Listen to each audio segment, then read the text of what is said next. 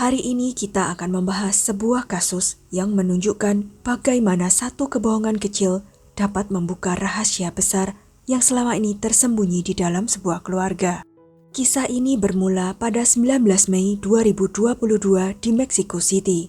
Siang itu, Nadia Barrales sedang menunggu putrinya yang berusia 26 tahun, Karen Itzel Rodriguez Barrales, untuk makan malam bersama keluarga. Karen bekerja di pemerintahan daerah Tláhuac dan dikenal memiliki rutinitas yang sangat teratur. Ia juga selalu berkomunikasi dengan ibunya setiap hari. Namun sekitar pukul 15:30, Nadia menerima telepon dari nomor yang tidak dikenal. Saat diangkat, ia hanya mendengar suara seorang wanita berteriak histeris sebelum sambungan tiba-tiba terputus. Nadia segera mencoba menghubungi Karen, tetapi semua panggilan masuk ke voicemail dan pesannya tidak pernah dibalas. 30 menit kemudian, Jose Luis Palomares, suami Karen, datang ke rumah Nadia seorang diri. Karen dan putra mereka yang berusia 4 tahun, Naim, tidak bersamanya. Dengan sikap yang sangat tenang, Jose Luis mengatakan bahwa Karen menghilang. Ia mengaku Karen pergi ke Instituto Politécnico Nacional sekitar pukul 7 pagi untuk menyerahkan tesis kepada dosennya dan belum kembali. Cerita itu langsung terdengar janggal bagi Nadia. 6 hari sebelumnya, Karen telah resmi menyelesaikan pendidikan kedokteran giginya. Tidak ada alasan baginya untuk kembali ke kampus untuk urusan tesis. Ketika Nadia mulai menanyakan detail kejadian dan keberadaan Naim, Jose Luis menghindari pertanyaan dan hanya mengatakan bahwa ia akan pulang menunggu Karen kembali. Merasa ada yang tidak beres, Nadia dan keluarganya langsung menuju kampus Karen. Mereka menghabiskan malam mencari ke seluruh area kampus, memeriksa catatan keamanan, bahkan memeriksa tangki-tangki air. Tidak ada jejak Karen sama sekali. Keesokan harinya, Jose Luis membawa selebaran orang hilang yang dibuat untuk istrinya. Namun saat Nadia membacanya, ia terkejut. Deskripsi fisik yang tercantum sama sekali tidak cocok dengan Karen. Selebaran itu menggambarkan seorang wanita bertubuh besar, bermata besar, dan memakai kacamata. Padahal Karen bertubuh langsing dan tidak pernah memakai kacamata. Ketika ditanya, Jose Luis hanya menyalahkan petugas yang membuat laporan. Sementara itu, penyidik mulai memeriksa lingkungan sekitar rumah pasangan tersebut. Mereka menemukan sebuah kamera keamanan yang mengarah langsung ke pintu masuk rumah keluarga. Ayah Jose Luis dengan yakin mengatakan bahwa kamera itu sudah lama rusak. Para penyidik berpura-pura mempercayainya. Namun diam-diam mereka mengambil kartu memori kamera tersebut. Ternyata kamera itu masih berfungsi dengan baik. Rekaman yang tersimpan tidak hanya bertentangan dengan cerita Jose Luis, tetapi juga membuat penyidik mulai yakin bahwa mereka perlu memusatkan perhatian pada orang-orang terdekat Karen. Salah satu orang yang paling menarik perhatian tentu saja Jose Luis sendiri. Pria yang 7 tahun lebih tua dari Karen itu dikenal memiliki reputasi yang kurang baik saat kuliah di IPN. Menurut berbagai kesaksian, Karen bahkan membantu menyelesaikan seluruh tesis yang membuatnya akhirnya lulus sebagai dokter gigi. Di luar rumah, Jose Luis juga menjalani kehidupan ganda. Di tempat kerja, ia mengaku masih lajang dan telah bercerai. Belakangan, penyidik menemukan bahwa ia sedang menjalin hubungan rahasia dengan atasan langsung Karen. Kehidupan rumah tangga Karen juga jauh dari ideal. Ia dan Jose Luis tinggal di sebuah ruangan kecil di lantai bawah rumah keluarga besar Palomares. Di rumah yang sama, tinggal orang tua Jose Luis, saudara-saudaranya, dan keluarga mereka. Orang yang paling berpengaruh di rumah itu adalah ibu Jose Luis, Marta Beatriz, yang ironisnya bekerja sebagai psikolog. Menurut berbagai keterangan, Karen sering berada di bawah tekanan dan pengawasan ketat. Bahkan urusan sederhana seperti menggunakan air untuk mencuci pakaian pun harus mengikuti aturan rumah. Setelah ayahnya meninggal mendadak sebulan sebelum pernikahan, Karen menjadi sangat dekat dengan ibunya. Keduanya memiliki kebiasaan berbicara melalui telepon setiap hari dan selalu saling membagikan lokasi secara langsung. Karena itu, Nadia tahu ada sesuatu yang sangat tidak normal ketika putrinya tiba-tiba tidak bisa dihubungi.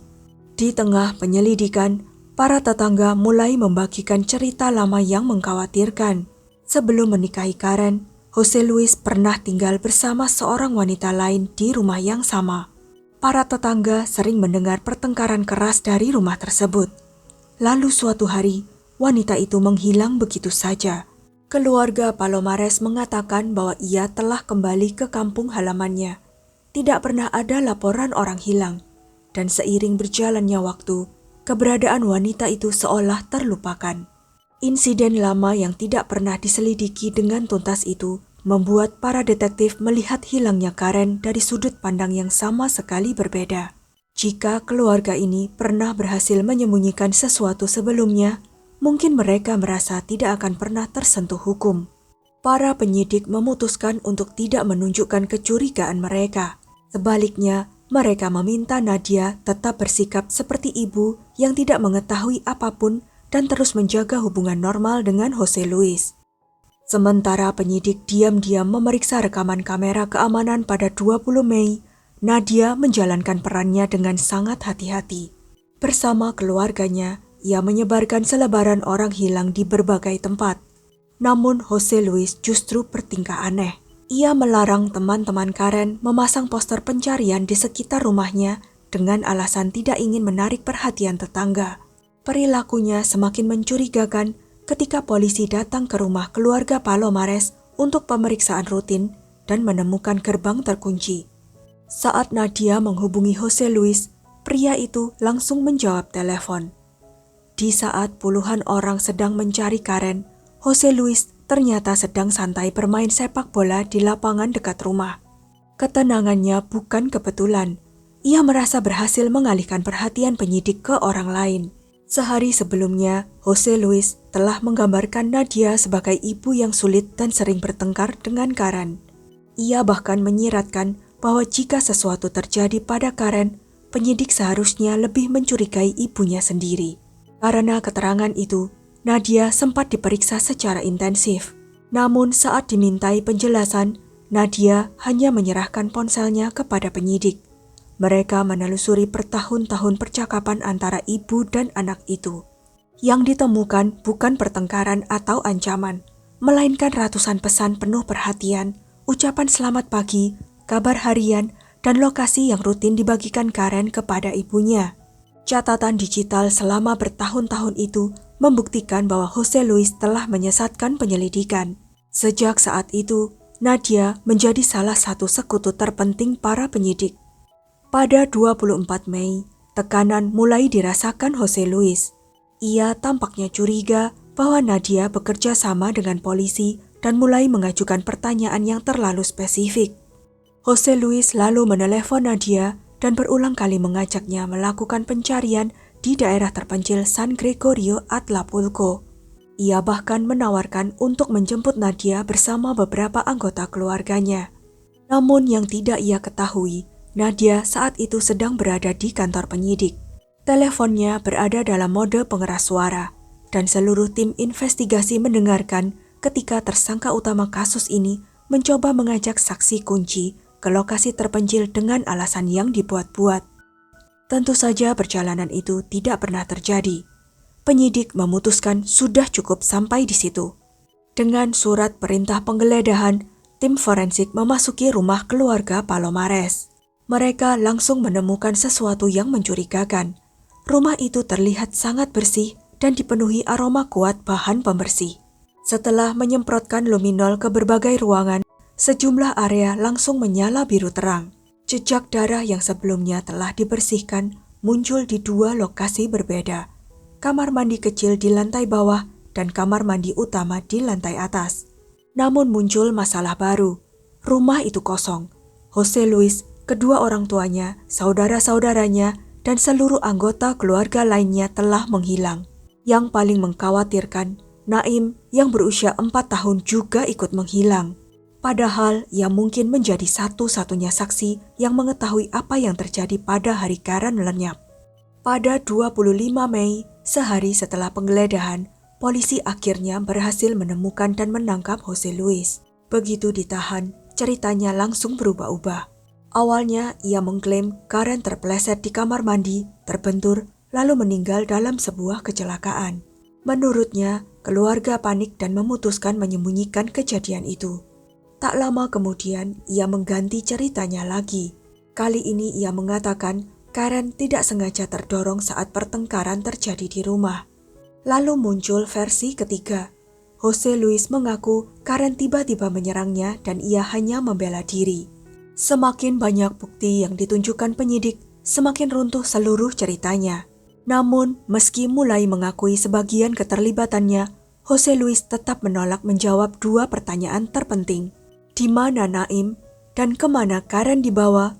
Pada tahap ini, penyidik tidak lagi membutuhkan pengakuan. Mereka beralih ke analisis lalu lintas dan rekaman kamera pengawas di seluruh kota. Dari sana, mereka berhasil melacak pergerakan sebuah pick-up putih milik ayah Jose Luis. Rekaman itu menunjukkan bahwa pada malam 19 Mei, kendaraan itu bergerak menuju daerah terpencil di Xochimilco. Lokasi itu ternyata adalah kawasan San Gregorio Atlapulco yang sama, tempat Jose Luis sebelumnya mencoba mengajak Nadia melakukan pencarian. Pada pagi 26 Mei, tim pencari bersama Nadia mendatangi lokasi tersebut. Daerah itu sangat luas dan dipenuhi bangunan beton yang belum selesai dibangun. Saat menyisir area sekitar, penyidik melihat beberapa pria asing mengawasi mereka dari kejauhan. Mereka tidak melarikan diri, hanya terus memperhatikan setiap langkah tim pencari. Setelah diidentifikasi, para pria itu ternyata masih memiliki hubungan keluarga dengan keluarga Palomares. Mereka berjaga di sekitar beberapa bangunan kosong yang dikunci dengan gembok besar. Tidak ada barang berharga di dalam bangunan-bangunan tersebut. Penyidik mulai curiga bahwa mereka sengaja ditempatkan di sana untuk mengawasi apakah polisi menemukan sesuatu yang disembunyikan. Keberadaan sejumlah bangunan kosong yang dijaga anggota keluarga yang sama membuat penyidik mempertimbangkan kemungkinan yang meresahkan. Mungkin lokasi terpencil itu telah digunakan untuk tujuan serupa jauh sebelum Karen menghilang. Pencarian terus berlangsung selama beberapa hari. Para penyidik menyisir area itu secara sistematis, petak demi petak. Namun sejauh ini, tanah di lokasi tersebut tampak tidak menunjukkan tanda-tanda gangguan apapun. Segalanya berubah pada 31 Mei 2022. Setelah berhari-hari ikut dalam pencarian, Nadia yang kelelahan secara fisik dan emosional sedang berjalan di area pencarian ketika ia tiba-tiba tersandung. Entah mengapa, ia merasa tim harus menggali tepat di lokasi itu. Padahal tidak ada tanda-tanda tanah baru saja digali. Meski ragu, tim pencari tetap mulai menggali. Pada kedalaman sekitar 1,5 meter, sekop mereka membentur sesuatu yang keras. Di dalam lubang itulah jasad Karen Itzel akhirnya ditemukan. Misteri hilangnya Karen akhirnya terpecahkan.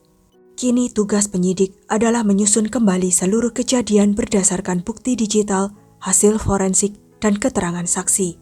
Untuk memahami apa yang terjadi, mereka harus kembali ke hari sebelum Karen menghilang. Pagi hari 18 Mei 2022 terlihat berjalan seperti hari biasa. Rekaman CCTV menunjukkan Karen keluar ke gerbang rumah sekitar pukul 6:50 pagi masih mengenakan piyama. Sebuah kendaraan sudah menunggunya di luar. Pengemudinya adalah atasan Karen, wanita yang diketahui memiliki hubungan rahasia dengan Jose Luis. Karen mengambil kunci tempat kerja darinya lalu kembali masuk ke rumah. Sejak saat itu, ia tidak pernah terlihat pergi bekerja. Sore harinya, sekitar pukul 17 hingga 18 malam, Karen melakukan panggilan video dengan ibunya. Ia tampak tenang dan bahkan merencanakan makan malam bersama keesokan harinya. Lalu apa yang terjadi setelah itu? Selama beberapa waktu, penyidik kesulitan menemukan motif kejahatan tersebut. Terobosan besar baru muncul setelah Naim yang berusia 4 tahun menjalani pendampingan dengan psikolog anak. Melalui gambar dan percakapan yang dilakukan secara hati-hati, ia mengungkap fakta yang selama ini disembunyikan keluarga. Penyidik menemukan bahwa keponakan remaja Jose Luis yang bernama Alexander diduga telah berulang kali melakukan tindakan tidak pantas terhadap Naim. Malam itu, Karen mengetahui apa yang terjadi. Sebagai seorang ibu, ia langsung naik ke lantai atas dan menuntut penjelasan dari ibu mertua serta iparnya.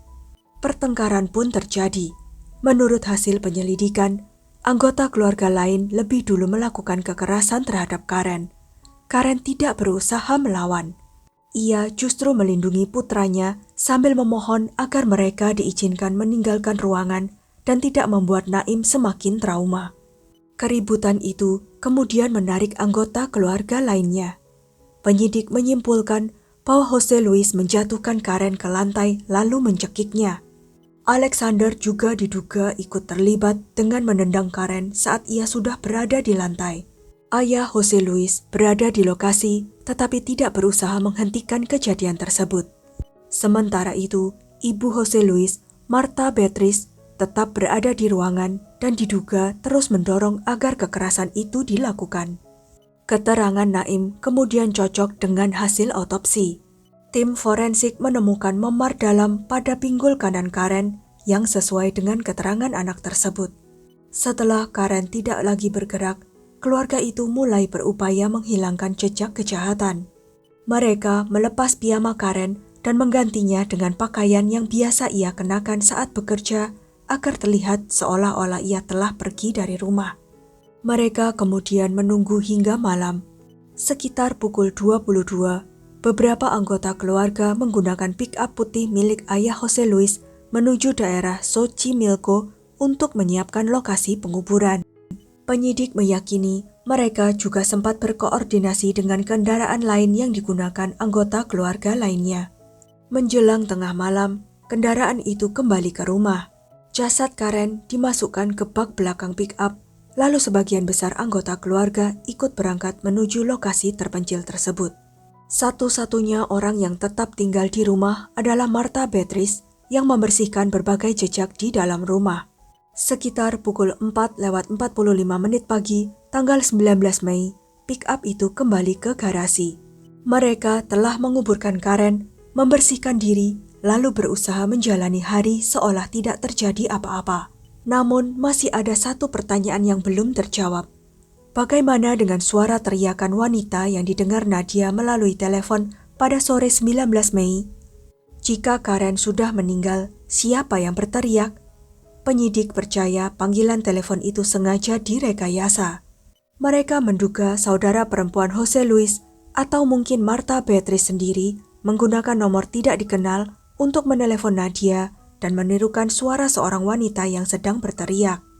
Tujuannya adalah membuat Nadia percaya bahwa Karen diculik oleh orang asing dan mengalihkan perhatian penyidik dari rumah keluarga Palomares. Pada tanggal 1 Juli 2022, Marta Beatriz melakukan kesalahan besar. Merasa dirinya sudah aman dari kecurigaan, ia membawa Naim ke lembaga layanan keluarga pemerintah. Ia berniat mengurus hak perwalian atas cucunya. Namun begitu tiba di kantor tersebut, polisi langsung menangkapnya. Pada hari yang sama, Naim akhirnya berhasil diselamatkan. Saat bertemu kembali dengan Nadia, ia menangis dan hanya mengucapkan satu kalimat, "Terima kasih karena telah menyelamatkanku." Keterangan yang kemudian diberikan Naim kepada para ahli melalui gambar dan sesi psikologis menjadi salah satu bukti terpenting dalam kasus ini. Proses hukum akhirnya mencapai putusan pada Desember 2024. Jaksa menuntut para pelaku menggunakan Undang-Undang Femisida Meksiko dan berhasil membuktikan adanya beberapa keadaan yang memberatkan. Karen dibunuh oleh suaminya sendiri dan Naim berada di dalam ruangan saat kejadian berlangsung. Akibatnya, hukuman yang dijatuhkan menjadi jauh lebih berat. Jose Luis dijatuhi hukuman 105 tahun penjara. Kedua orang tuanya juga dinyatakan bersalah dan menerima hukuman penjara yang panjang karena terlibat dalam peristiwa tersebut. Meski demikian, kasus ini belum sepenuhnya berakhir. 4 orang yang diduga ikut membantu malam itu masih buron, termasuk saudara laki-laki Jose Luis, istrinya, dan 2 kerabat lain yang diduga membantu mengkoordinasikan operasi tersebut. Surat perintah penangkapan telah diterbitkan, tetapi hingga kini mereka masih belum tertangkap. Di tengah tragedi ini, satu-satunya kabar baik adalah kehidupan Naim saat ini. Ia tumbuh bersama neneknya, Nadia, dalam lingkungan yang penuh kasih sayang. Ia aktif berenang, berprestasi di sekolah, dan terus meraih penghargaan akademik seperti yang pernah dilakukan ibunya. Untuk membantunya menghadapi kehilangan yang begitu besar, keluarga mengadakan sebuah acara perpisahan simbolis untuk Karen. Dalam acara itu, Naim menulis surat singkat untuk ibunya. Ia meminta Karen untuk tidak lagi mengkhawatirkannya dan beristirahat dengan tenang, karena sekarang ia aman dan dikelilingi oleh orang-orang yang mencintainya. Kasus ini meninggalkan satu pelajaran penting. Seberapa rapi pun sebuah kejahatan disembunyikan dan seberapa kuat orang-orang berusaha saling melindungi, kebenaran pada akhirnya tetap bisa terungkap ketika ada seseorang yang tidak pernah berhenti memperjuangkannya. Sekian kisah kali ini. Jangan lupa untuk klik like, share, subscribe, dan komen ya pendapat kalian. Sampai jumpa lagi di video-video selanjutnya.